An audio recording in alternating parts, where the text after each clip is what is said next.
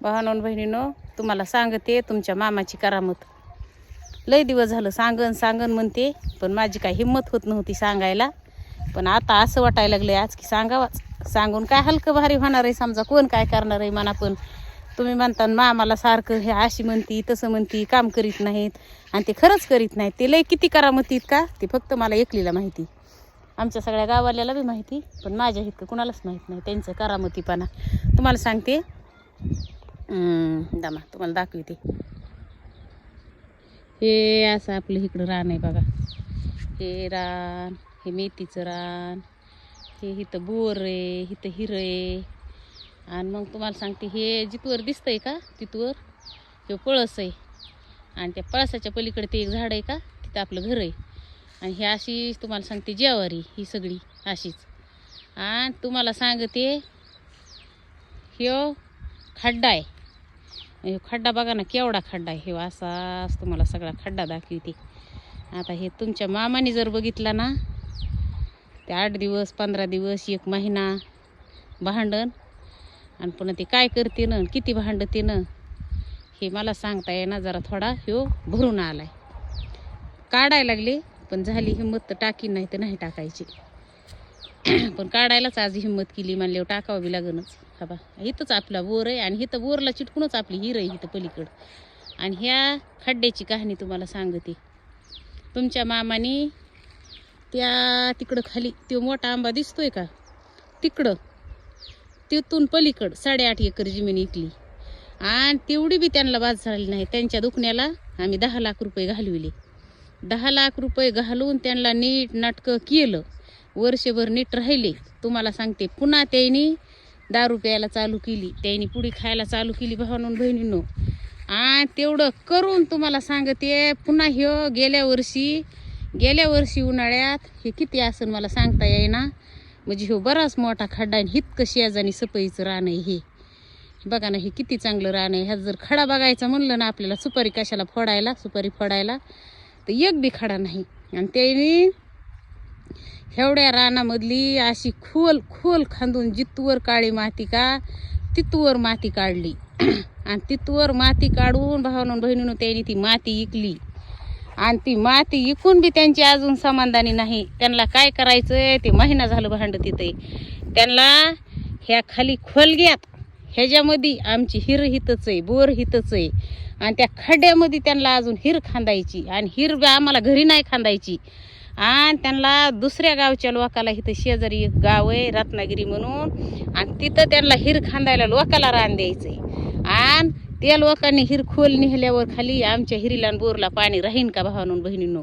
आणि त्यांना हिथं माणसाला हिर खांदा द्यायची ना, आमची घरची हिर त्यांना कोरडी पाडायची. इतके तुमचे मामा हुशार येतं बघा भावांनो बहिणींनो. आणि त्यांचं त्याच्यामुळं ते म्हशीची धार काढीत नाहीत, ते खांदून द्यायना त्यांना म्हणून, आपलं कोरडं पडन म्हणून. ते म्हशीची धार काढीत नाहीत, ते दूध घालीत नाहीत. असतं म्हणायचे मला जेवायचंच नाही, धार काढीत नाहीत, ते दूध नेत नाहीत, काही नाहीत. त्यांना ते खांदू नका म्हणलं म्हणून. पण कुणीतरी माणूस भावांनो बहिणींनो आपली घरची हिर कुरडी पाडून लोकाला देईन का. आता काढली माती तेवढी बाद झाली, आता कशाला उगस. पण त्यांना काय नाही. असले आमचे मालक आणि तुमचे मामा करामती इथं बघा. तुम्ही म्हणता आणि सदानी मी गारानं करती असलं काम आहे त्यांचं. गेले सकाळीच गावात, इथं पाणी आलंय. काल गावाला लग्नाला गेले, मोटर चालू केली, बघा ना कुठवर पाणी आलंय इकडं. अरे देवा,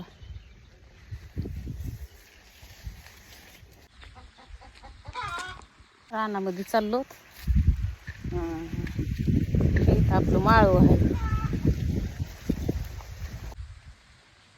हे आपलं लसूण, हे इथं बटाट्याचं झाड, हे आपली इथं जाळी लावली ज्वारीला. कोंबड्याचं शेड आहे का त्याच्या पाठीमागं जाळी. पण भावांनो बहिणींनो आपल्या कोंबड्याच्या खुरवाड्याच्या वरून बघा ना किती जवळ तार आहे चिटकून. ही आपली ज्वारी, शेपाचं झाड, शेपाचं नाही बडीशेपीचं झाड आहे. हे भावांनो बहिणींनो हुरडा खायला आलाय आपला. एवढी मेहनत घेतली ह्या ज्वारीला, तुम्हाला काय सांगावा. का बघा इथं हुरडा खायला आलाय बघा. ह्याला सारे नाही, ह्याला पाईपलाईन नाही तुम्हाला सांगते. आणि तिथून जी तशीच धामीन हातरली तुम्हाला सांगते त्या बांधापर्यंत. आणि ह्या रानामध्ये विना पाट नाही, काय नाही, सारे नाही, बैल नव्हते, पाट नव्हते, नुसत्या ट्रॅक्टरने पेरले. आणि आता ही हिथं काही ज्वारी आहे, हुरडा खायला आलाय. लई लई लई रक्त आटवावं लागतंय बघा रानामध्ये, तवा काहीतरी रानात येतंय. आणि तरी एवढे कंस हे सगळं आलंय बरं का. पण आपलं जेव्हा पदरात माग पडन तेव्हा खरंय, ह्याच्या मागं पाखरं आहेत, ह्याच्या मागं डुकरं आहेत. आता बघा ना कसलं कणीस आलंय. तुम्ही म्हणता एवढं रक्त आटवायची काय गरज आहे, विकत बी भेटत आहे. विकत भेटतं भावानं बहिणींनो, पण आपल्या घरच्याची बात अलगच असती. आपल्या घरचं गावरान ज्वारी, आता लई नमुन्याच्या ज्वारी निघल्यात आहे. बघा ना कसं पाखराने काटा काढलाय. ह्याला दाना ठुला नाही शेंड्याला, त्यांना बी काय काय म्हणायचं बिचारायला, त्यांना बी खायला नाही काही. आणि बाजारात येते तर ज्वाऱ्या, पण लई मिसळीच्या, अशी मस्त गावरान टाईपची ज्वारी. लई पाखरं महागं लागली ते, डुकरं पाखरं लई नाही ह्या शेतकऱ्याच्या महागं. आणि असलं तुम्हाला सांगते, हा सगळं कणस वरचे शेंडे खाऊन घ्यायला लागले ते. म्हशीला कडबा लागतोय. बघा ना हे किती चांगलं हुरड्याचं झाड आहे. आता ना असाच हुरडा खावा लागतो, कावळा कावळा. ज्याला ज्याला हुरडा खायचा आहे का ते या. आपण काय करू, हुरडा करू, खाऊ. आता हुरडा आलायच म्हणायचं खायला. हे काय पाखराने खाल्लाय, काय राहायला असायला, आपण खाऊ. तिकडं ज्वारी दारी लावली तर महाग ती पाईपलाईन असली ना माणसाची परेशानी होत नाही. तिकडं वरी पाणी लावलंय लांब त्या ह्याच्यापाशी, ती आंबे दिसते तिथं. आणि इथं मालकाला म्हणलं धामीन आणा. धामीन मालकाने अशी आणली की त्या तोंडातच ते बसत नाही. ते धामणीचं तोंड पाईपाच्या तोंडात बसत नाही. आणि निम्म पाणी हवा इकडं, काही निम्म पाणी त्या बांधाच्या खालून, काही तिकडं हरभऱ्यात. हे असलं होतंय. आणि भिजा नाही, वाचा वाचा वाचा वाचा त्या ह्या इथं आपली कांदी इथं त्या चिखलामध्ये पाय घालू घालू असल्या जिबाळ्या लागल्यात आहे भावनं बहिणो. असले पाय फटाळले तय, जसं काय खुरकूत आलंय, असली माझी पाय झाली ते.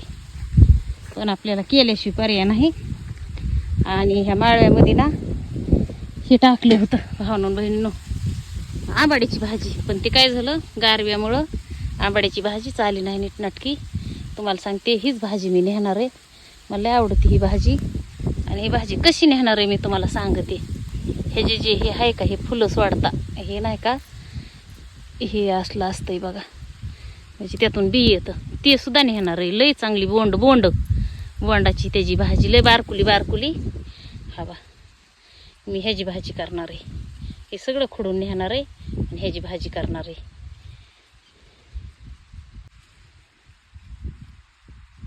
नमस्कार भावांनो बहिणींनो. हा बा आपली एवढी भाजी खोडून झाली. आता ह्याच्यात कांदा ते टाकायचं. आणि हे असला मोठाला एखादा शेंडा आहे का, ते काढून टाकायचं. आणि ह्याच्यात कांदा घालायचा. आणि असली मस्त भाजी बनवणार आहे तुम्हाला सांगत. आणि अजून आपल्याला हे टाकायचं, थोडी करडी टाकायची. आता ना उन्हाळ्यात. नमस्कार भाऊ.